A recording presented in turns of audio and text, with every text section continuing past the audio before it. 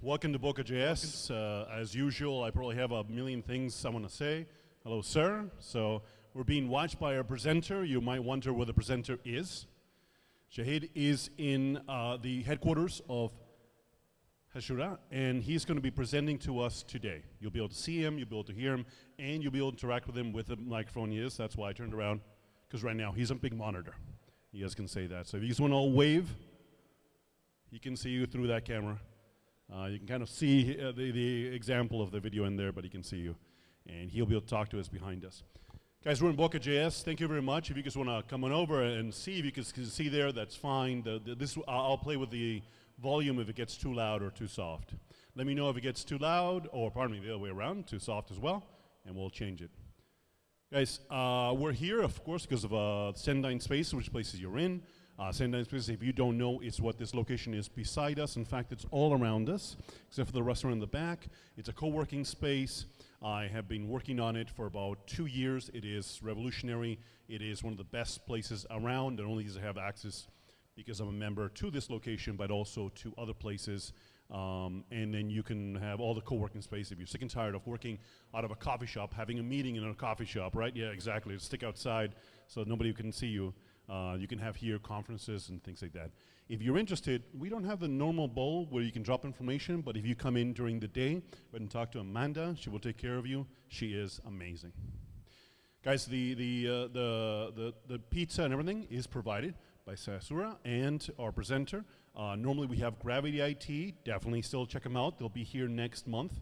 But if you have any needs for either work or you want to get paid to actually help your friend find work, other than the fact that you're super nice, you want to help them find work and get them out of your couch, go ahead and get paid from them. Gravity IT does that. Everybody seems to do that in the recruiting business. They actually say it on their, they should give you the price right beside each one of the positions that you can get your friends. Guys, when I first what GraphQL solves, I was blown away. And simply looking at it on YouTube, you'll find guys. They make it their business, and we're going to be talking to one of the actual sort of founders, one of the partners, one of the people that create in the open source the GraphQL platform, and he'll talk more about this. But guys, it's my pleasure and my honor to present GraphQL from you guys. All right. Go ahead, sir. Thanks, Damien. Thanks for introducing me. Hello, folks at Boca.js. Damien had given a nice introduction. I am Shahidh. I work at Hasura. Let's see. I hope my screen is okay. So I do all things open source at Hasura. I am a design engineer by training, but I now do software for a living. And this talk is about how I went through GraphQL, the various layers of GraphQL, and how what my aha moment with GraphQL is, or what our aha moment with GraphQL at Hasura is. So let me start with a simple thing that any application requires, an API call, right? Every application, web application, mobile application nowadays, at some point of time makes an API call to get some data from a server. So this is how it typically happens. You will have a HTTP GET request. Let's say the app makes a GET request to the API. Okay, let me stop here for a moment. Damien, it will be great if you can let me know how much time I have. We have, can you hear me, Asmir? Yeah, we have, can you hear me okay?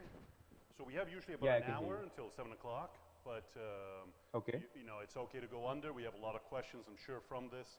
And if we go over, you'll see a few people grunt and complain, but I'm here to learn, so you have all the time in the world. Okay, so no problem. I'll try to wrap it up within like 30 minutes. Awesome. So typically there's a GET request /API /user /ID equals 1, and you get an HTTP response from the API in, let's say, JSON format. You get an ID and name. So this is how it typically happens.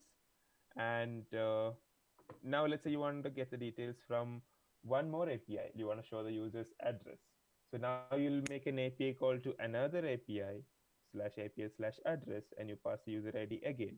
And now you get the address information, street and city. So, but that's two API calls, right? To show one screen of information, or you want to show all this information on one screen, that's two API calls. And it can only get worse with many other parts of the UI. So you have a username, address, some other data, some more data, and you keep making more and more API calls. Unless you go to your API developer and ask them to help you out. They might be a nice person, they might be your buddy, or there might be some person in the backend team, right? So you never know.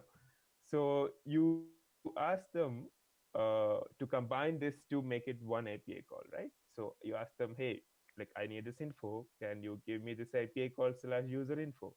I'll pass the ID and I'll get the both the user information and the address information. Right? It's better now. So you just need to make one API call to get this information. So if your API developer is a nice guy. He will do it. Okay, fine, I'll do it for you, and then he'll write this API.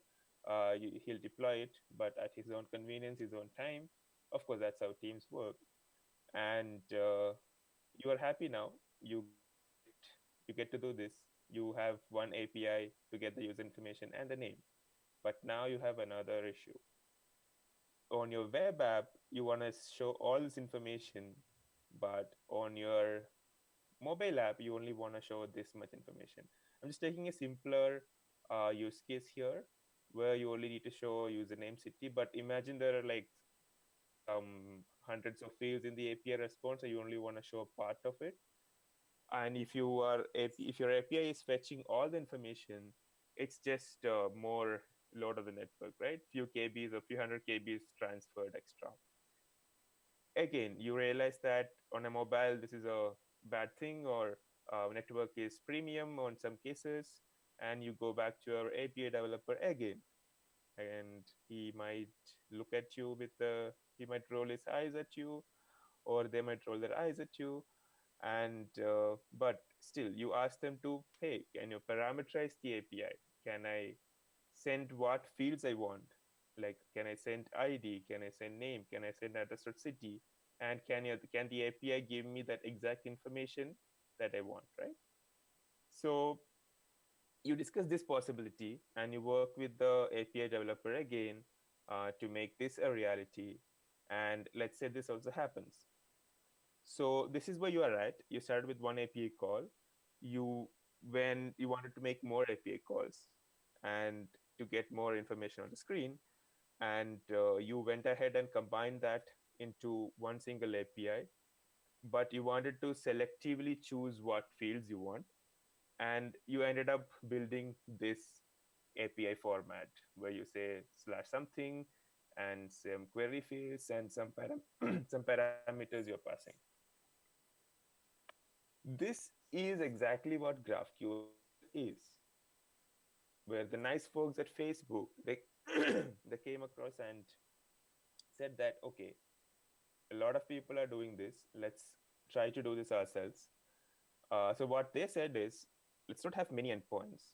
You just have one endpoint called slash GraphQL, and you post this string to this endpoint, and this API server, which speaks GraphQL, will give you back the response in JSON or any other format you want. So in this case, you say this a query for which you need the user on, there's an argument called ID1, and you're asking for these fields. When you ask for ID, you get ID. You ask for ID and name, you get that. And the more whatever you ask for, you get the correct data in the right shape. So this is what GraphQL is in a uh, what do you say, bird's eye view, right? You send a query, you get the response which matches exactly to the query that you sent. So a key insight here is that your API models are graph-like. The name GraphQL has something to do with graph, right? So you have user, and user has addresses, and user has orders.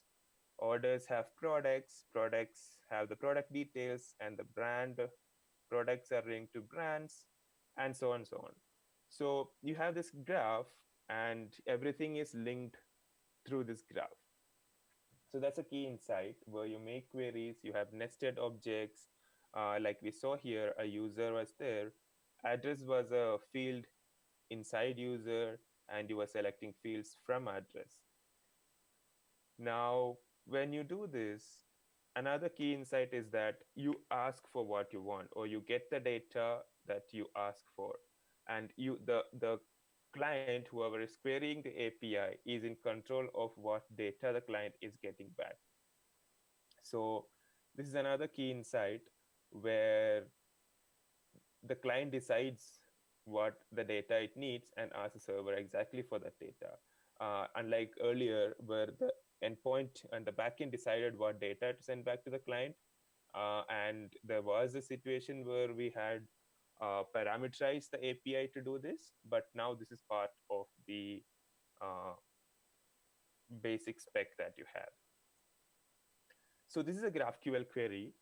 The parts in the blue are part of the syntax, the GraphQL syntax, and the gray parts are the fields that is actually dependent on the current API. So this will vary depending on what GraphQL API you have, but this query, this braces, the syntax is similar. This is how it would look anywhere. So it's a JSON like format. Everybody would be familiar with this. There are no quotes or anything, but the braces are similar. And there is a function like argument syntax, and there is nesting, of course. And yeah, this is processed as a string, but it's very easy to understand, right? There is no learning GraphQL. I mean, this is kind of intuitive. You look at this and you understand I'm querying for user with ID 1, and for this fields ID, name, address, and street from address. So but let's see how it happens actually. Like how does it happen in the client? How does the client interact with the server? So what the client does is it makes a raw HTTP post request to an endpoint, say this endpoint. The client is actually posting a JSON because yeah, we are not there yet for the clients to natively understand the GraphQL content type. There are some servers which accepts application slash GraphQL where you can post the query as it is. But typically what you do is you send the query as a JSON, where the query is stringified or it's posted as a string and send in a post body. So what happens is only the white spaces matter, and it doesn't have to be like a new line or anything. Spaces being separated, it also doesn't matter, but the braces are the separators here.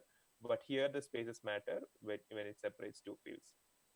So the query is sent as a string inside a JSON object. Now the server receives this JSON body and it parses the query out of it, and it sends back data in JSON. And this top level data key is part of the spec. Any GraphQL response, you will see this data key if there are no errors, and there will be an errors key if there are errors. And the nested object inside the data key is what you asked for. So if you ask for user ID and name, you get back user ID and name. And this is always the case. You get exactly what you have asked for. So this is how it works. HTTP post request is made and you get a response back. So now you want parameters, right? We saw that there is user ID 1, but it will not always be user ID 1, right? So how do you do parameters? So earlier when you REST API, you had /API/user $ID equals 1. Now, typically what you would do is you will have some JavaScript on your website or some Java code on the Android, Swift on the iOS. You will have something like get current user.id, and you will make the get request with the URL with the current user ID. You want to set these parameters programmatically. So just give me a moment. Sorry about that. So APIs are always supposed to have parameters. So in GraphQL, the parameters is passed as an argument inside these braces. So here the parameter value is 1, the parameter name is ID. So I'm asking for the user whose ID is 1. But as I mentioned earlier, this is a string, right? You manage this as a string. So how would you dynamically do this? Like you want to change ID depending on the current user. A naive way of doing this would be to have string interpolation, where you define this query as a string and you will do this template string expansion inside the string. Uh, and then you would make the post request like this.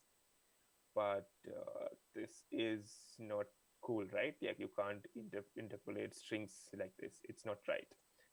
So the GraphQL server, the spec says it takes two objects, two things, the GraphQL query and the variables object. So the variables object is part of the spec, where you can define something called a dollar user ID as part of the query. So this is the query string. Now it's not a template string. The string itself, the query itself says there's a parameter or there's a variable called user ID, and you build this variables object where user ID is the current user ID as per your current execution. And then you post query along with a variables object. And the server will understand these both, and server will substitute the user ID in this part accordingly. So this gives a neat abstraction for using variables across your query. You can have many other arguments, and you can use the variables along the arguments. So you can parameterize the query any way you want, and you can get the dynamic responses as you want. So here we have a user ID parameter, a variable. We have limit number of orders, num orders variable, where we are saying how many of the past orders objects do I need, and I'm passing this as variables. User ID is current user ID, and num orders is 10.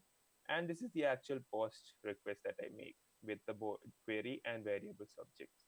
So that's a neat abstraction where you can have the variables defined and then use them as in the query as you need dynamically. So this is how queries happen. Let's look at how write APIs or APIs that saves or modifies data happens. So in a REST world, you would do something like this, where an endpoint slash API slash to do get will get you the data, post or put will create a new object of that type, and delete, patch, etc. will do delete will do a delete request. Patch would be something like modifying an existing one. But what normally happens is we'll overload post, right? We'll make post do everything somehow. We'll typically many people don't use put, delete, or patch methods, but let's say they are used. So you post to this endpoint. This, let's say I'm creating a to do application. I have an API called slash API slash to do. I post this body to that endpoint, and I get a new to do gets created, and I get a HTTP response with 200, and it says ID 987. So this is how it works in the REST world. So in the GraphQL world, um, any action that modifies data, like update, create, or delete, is called a mutation. It's typically called a mutation. And here we define a mutation instead of a query, as we defined earlier.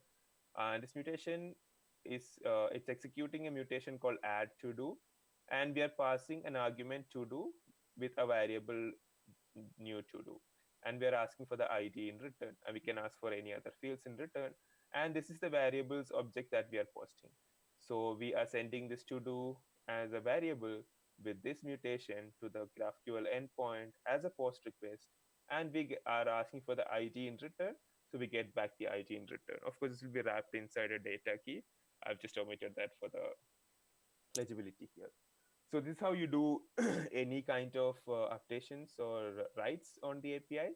This can be add to do, update to do, delete to do, and you can pass the ID here, and it can be anything based on your GraphQL API. Another big thing about GraphQL is real-time APIs. So let's say you want to build something like this in your database where the value is set to true, the null becomes true.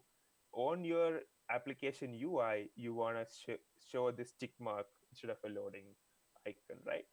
So typically you would, what you would do is, an eye way of doing this again is polling, right? Your app will poll the API to get the status of the order every X seconds, and it will see if it is true or if it is still null, or depending on the value you get back, you update the UI. But all these years of efforts, engineering, web 2.0, HTTP, I mean, HTML5, web, I don't know what version web is right now, but polling just makes me very sad to see polling happens anywhere. Um, the next solution, or the better solution here, is to use WebSockets, where the server push data to the client over a WebSocket connection. And even if WebSockets have been around for almost 10 years now, it still sounds like a nightmare, right? Anybody who have dealt with WebSockets will know. While it's fun and easy to watch the chat demo with Socket.js, it's not that easy to implement it by hand. Anybody who have done it will know what I'm saying, what I'm talking about. So, I mean, I'm not sure if you knew this. WebSockets is, I know everybody knows that WebSockets works over HTTP protocol, but did you know that in a browser you can't make a WebSocket connection? You can't send custom headers with it. You can only send an authorization basic HTTP basic auth header, and any other headers you want to validate the session or anything can't happen. You have to first make the WebSocket connection and then send the authentication token or anything as a WebSocket message, and then only the server will be able to validate it. So the server first have to open the connection with the client without even authorizing the client to do that, and then wait for the message from the client to do the authorization, which is very weird. Um, anyway, so option two is WebSockets, where you will be able to do this over WebSocket. But what GraphQL has come up with is a WebSocket based API. We replaced our query or mutation with a subscription here, and this works over WebSocket. For example, this will be the URL, same API with the WebSocket protocol, same endpoint. But the good thing here is that the because there is a common spec and there is a common implementation for the server and the client kind of takes care of the WebSocket plumbing underneath. You don't have to worry about anything. The client will talk to the server and take care of all the plumbing.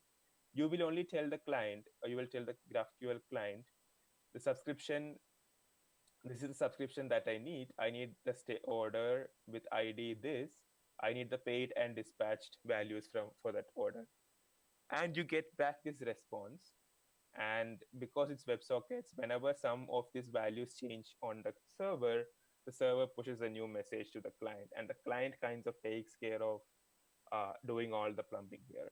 For example, you will pass this subscription query along with the callback function, and the GraphQL client that you're using, it could be anything, it will take care of executing that callback every time a new event or a new update happens on this object. So this is also pretty well defined in the GraphQL world. So you get real-time APIs. So my best or my favorite thing about GraphQL or I would say the most awesomest thing about GraphQL, not just about GraphQL, but right now in the API world, there's nothing that comes to this. Like nothing comes closer to this. Is sharing documenting APIs with GraphQL. So typically, an API developer builds an API. They might write some documentation, right? We all know how this works. And the documentation might be in Google Sheets. It could be a Postman collection, or if they are too fancy enough, they would write some automatic Swagger API, Swagger doc generation. But we all know how this would have when or how this would happen, or how often this developer forgets to update this. But typically, you read the documentation, you start integrating the API. Dogs are missing, out of date, dogs are wrong. I'm pretty sure all of us have been through this cycle in life, right? So this is just painful, right? Because there are a lot of human effort involved. It's just painful outright. So what GraphQL brings to the plate is, as you write your API, as you build your API, you can start integrating with the API. The front end developer or the other developer can integrate the API because the documentation is built in. You cannot develop a GraphQL API without documenting it. I'll tell you what it means. This is where the GraphQL schema comes to the picture. Schema is a big part of a GraphQL server. Just give me a moment. So we mentioned earlier it's a graph, right? Let's say your API is a graph or your data model is a graph. GraphQL doesn't really care about what your database is, what your data store is, what happens underneath. It's just this API layer. Like this is what GraphQL knows about. But how does it know that? Like how is it saved, or how is it mentioned? So it happens through something called the GraphQL type system. That's why people say GraphQL is a type system or a schema or a type language or something like that. You might be familiar with this format if you use C like languages like Go and all. You would define these things called struct. Similarly, you have this type user. User has ID, which is an integer, name, which is a string, and address, which is an address object, right? And now what is an address object? It's a type address where ID is integer, street is a string, city is a string. So you would define these types and you kind of link them like this. So address is linked to this like here. And that's how you define your schema, or you define your graph. Now, defining the graph is fundamental to the GraphQL API system, where you would then first define the schema, or you first define the graph, and then you would say what happens when a user tries to query the user object, when a user tries to query the address object, etc., and or when a user tries to update the user object. So because this type system is inherent to the schema, you can do stuff like this. Every GraphQL server exposes something called an introspection query or introspection types, where you can ask the server, hey, give me the type information for the to-dos type, and I want the name of the type and the fields, name of the fields of the type. So you can make this GraphQL query, and you can get the response. You can ask the server on what the to-do object is, what are its fields, what are the types of the field, and you can get all these things through the Introspection API. So let's see how that works in action. So I'm gonna uh, open up application here, um, a GraphQL app here, or GraphQL API. So this tool is called GraphQL, GraphIQL, if you want to call it. So what the story behind GraphIQL is, when the nice folks at Facebook, when they started building GraphQL early in the days, and they went to people with this, hey, we have come up with this new spec. Do you want to check it out? everybody's like, no, no, no, I don't want to learn a new language. I'm happy with JSON. It works for me. Uh, I don't want to try out a new language. It's just pain for everybody to onboard. And what they did was they came back, they sat down, and they thought about this problem to see how can we make everybody use this, or how can we make it easy for people to use this without the overhead of learning a new language. So they built this UI tool called GraphQL. It is part of the reference implementation, and what it lets you do is it gives you this nice UI to do things. For example, if I type query, I'll get this auto completion, right? And I say, I open the braces, I do, control space here, and I see all the available types that I can query. For example, if I do to-dos, I will say, let's say I say ID and, okay, last pass, agreed. And name, let's see, name, there's no name, there's text. So I can execute this, oh my God. And you will be able to see the response, right? You get all the to-dos here.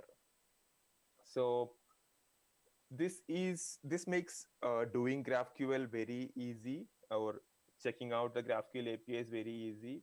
So any GraphQL API developer will have to give this to the UI developer, to the front end developer, and they'll just be able to figure out all the things that are there. For example, here to-dos are there, users are there. So if I see ID, okay, okay, last pass, finally, huh? So when I do that, I get all the users, right? So without the knowledge of the schema, or without the knowledge of the API, I'm able to explore it because this helps me in doing so. Now, what happens in the back, or when you look at this, you can see this docs button here, where it will tell you what can you query, what are the mutations that are available here, and what are the subscriptions that are available. How does it happen? It happens because GraphQL makes an introspection query to the GraphQL server. I'll show you how that works. So if I do the query and I say underscore underscore type, and I say name is to do, and I say that I want the kind of to do, I want the name, and I want the fields. I want the name of the field, I want the type of the field, and I want to know if there are any args for the field. Oops, there are no to do. Let's see if there are to dos. Okay, so it says to do is an object, and there are these fields. There is created at, which is, I need to include the kind also here.